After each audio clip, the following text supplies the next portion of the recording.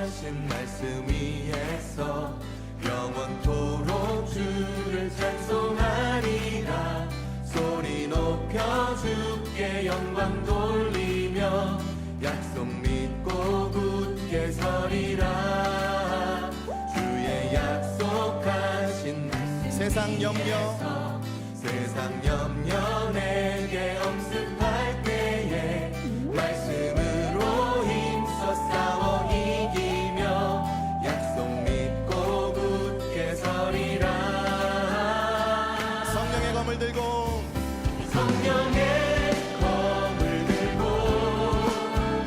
구원의 투구를 쓰고 믿음의 방패와 진리의 띠로 말씀 위에 굳게 서리라. 성령의 검을 들고 구원의 투구를 쓰고 곧 하나님의 말씀을 가지라.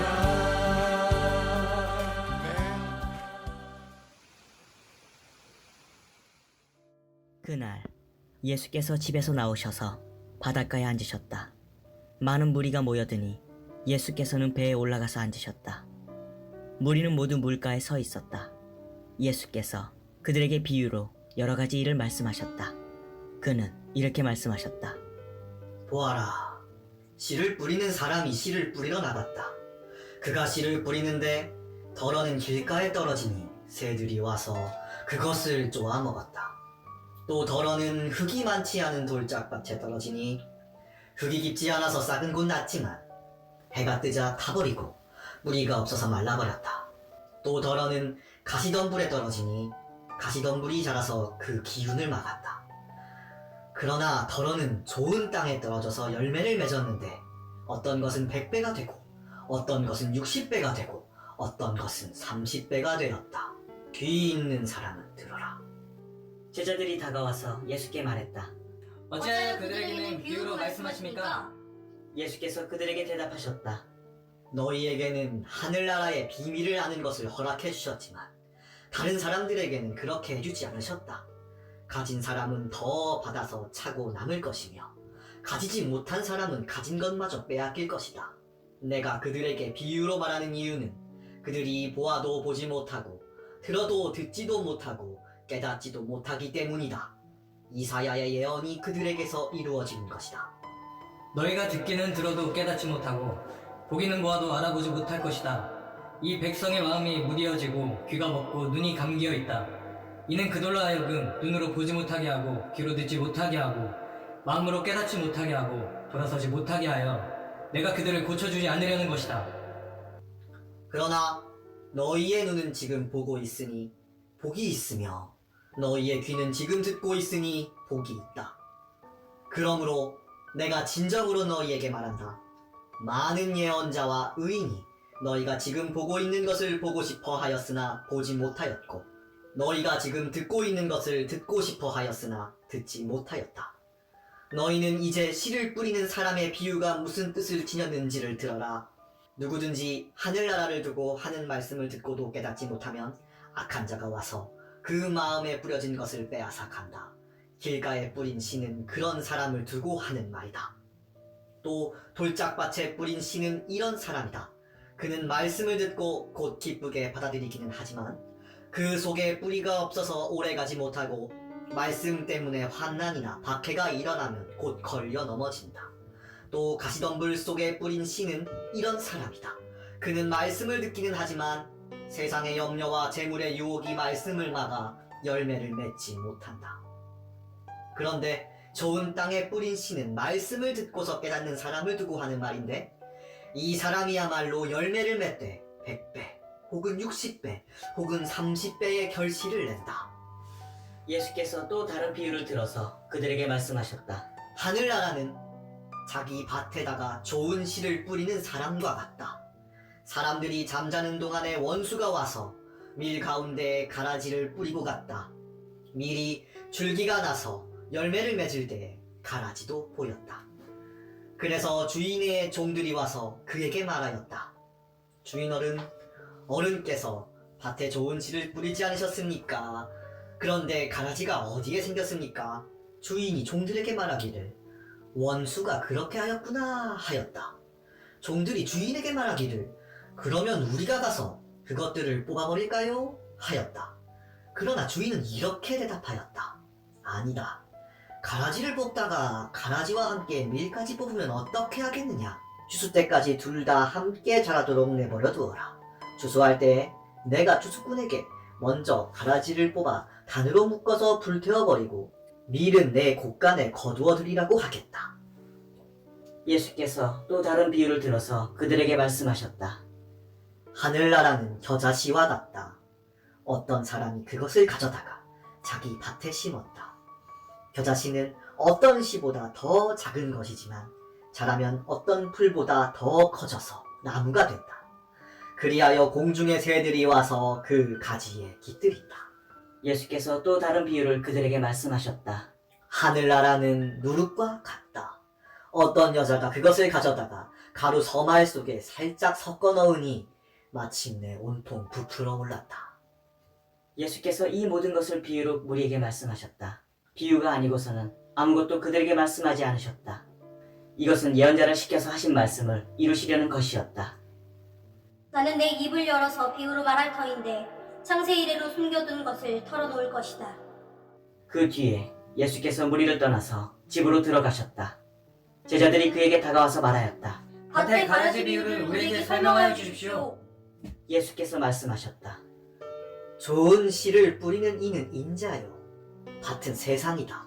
좋은 씨는 그 나라의 자녀들이요. 가라지는 악한 자의 자녀들이다. 가라지를 뿌린 원수는 악마요. 추수 때는 세상 끝날이요. 추수꾼은 천사들이다. 가라지를 모아다가 불에 태워버리는 것과 같이 세상 끝날에도 그렇게 할 것이다. 인자가 천사들을 보낼 터인데 그들은 죄짓게 하는 모든 일들과 불법을 행하는 모든 사람들을 자기 나라에서 모조리 끌어 모아다가 불 아궁이에 쳐넣을 것이다. 그러면 그들은 거기서 울며 이를 갈 것이다. 그때의 의인들은 그들의 아버지의 나라에서 해와 같이 빛날 것이다. 귀 있는 사람은 들어라. 하늘나라는 밭에 숨겨놓은 보물과 같다. 어떤 사람이 그것을 발견하면 제자리에 숨겨두고 기뻐하며 집에 돌아가서는 가진 것을 다 팔아서 그 밭을 산다. 또 하늘나라는 좋은 진주를 구하는 상인과 같다. 그가 값진 진주 하나를 발견하면 가서 가진 것을 다 팔아서 그것을 산다. 또 하늘나라는 바다에 그물을 던져서 온갖 고기를 잡아 올리는 것과 같다. 그물이 가득 차면 해변에 끌어올려 놓고 앉아서 좋은 것들을 그릇에 담고 나쁜 것들은 내버린다. 세상 끝날에도 이렇게 할 것이다. 천사들이 와서 의인들 사이에서 악한 자들을 가려내서 그들을 불아궁이에 쳐넣을 것이니 그들은 거기서 울며 이를 갈 것이다. 예수께서 제자들에게 너희가 이것들을 모두 깨달았느냐? 하고 물으시니 그들이 예. 하고 대답하였다. 예수께서 그들에게 말씀하셨다. 그러므로 하늘나라를 위하여 훈련을 받은 율법학자는 누구나 자기 곳간에서 새것과 낡은 것을 꺼내는 집주인과 같다. 예수께서 이 비유들을 말씀하신 뒤에 그곳을 떠나셨다. 예수께서 자기 고향에 가셔서 회당에서 사람들을 가르치셨다. 사람들은 놀라서 말하였다. 이 사람이 어디에서 이런 지혜와 그 놀라운 능력을 얻었을까? 이 사람은 목수의 아들이 아닌가? 그의 어머니는 마리라라고 하는 분이 아닌가? 그의 아우들은 야고보와 요셉과 시몬과 유다가 아닌가? 그의 누이들은 모두 우리와 같이 살고 있지 않은가? 그런데 이 사람이 이 모든 것을 어디에서 얻었을까? 그래서 그들은 예수를 달갑지 않게 여겼다. 예수께서 그들에게 말씀하셨다. 예언자는 자기 고향과 자기 집 밖에서는 존경을 받지 않는 법이 없다. 예수께서는 그들의 믿지 않음 때문에 거기서는 기적을 많이 행하지 않으셨다. 오늘 말씀은 예수님의 설교인데요. 천국에 대한 말씀입니다. 특이한 점은 천국에 대해서 직접 설명하지 않으시고 비유로 말씀하세요.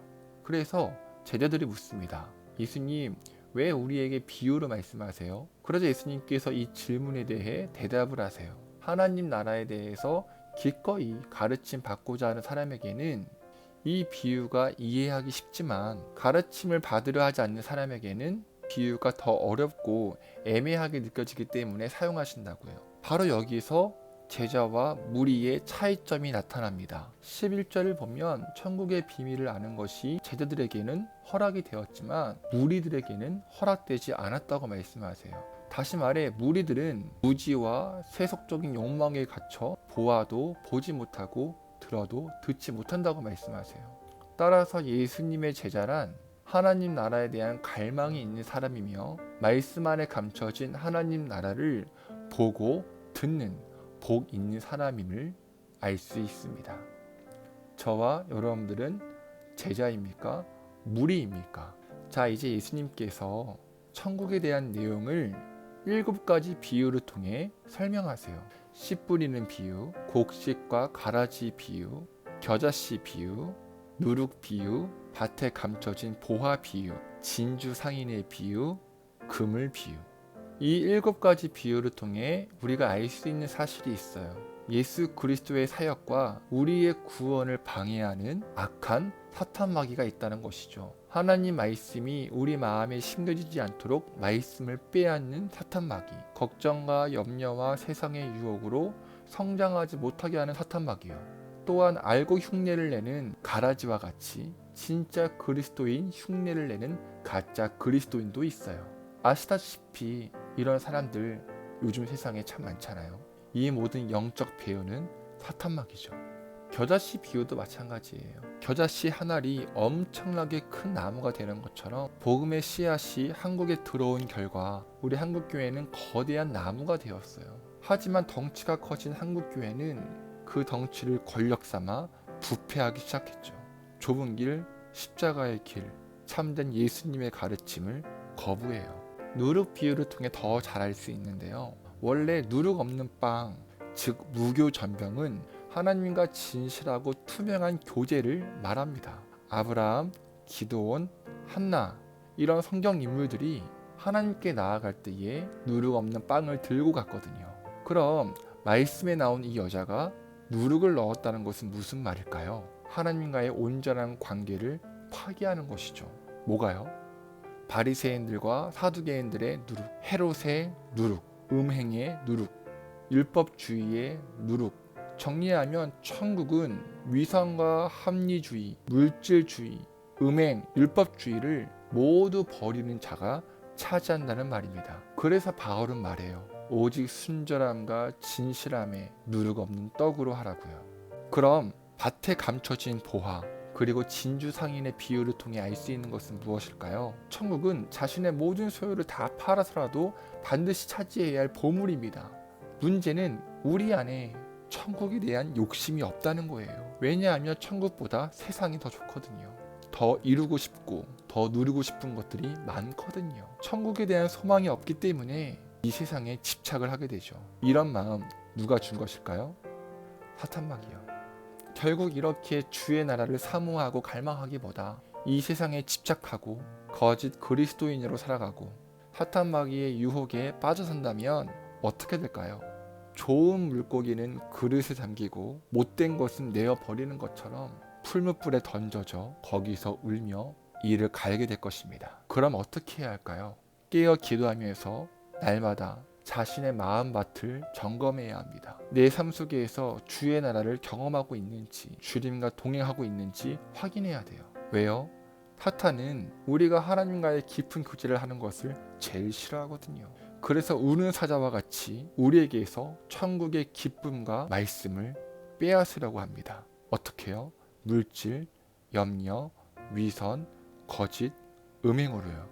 오늘 하루 저와 여러분들은 물질, 염려, 위선, 합리주의, 음행, 거짓 이 모든 것들에 빠져 하나님과의 온전한 관계를 누리지 못하는 무리가 되지 않기를 소망합니다. 도리어 제자와 같이 하나님 말씀을 듣고 온전히 이해하며 순전함과 진실함으로 하나님과의 올바른 관계를 이루기를 축복합니다.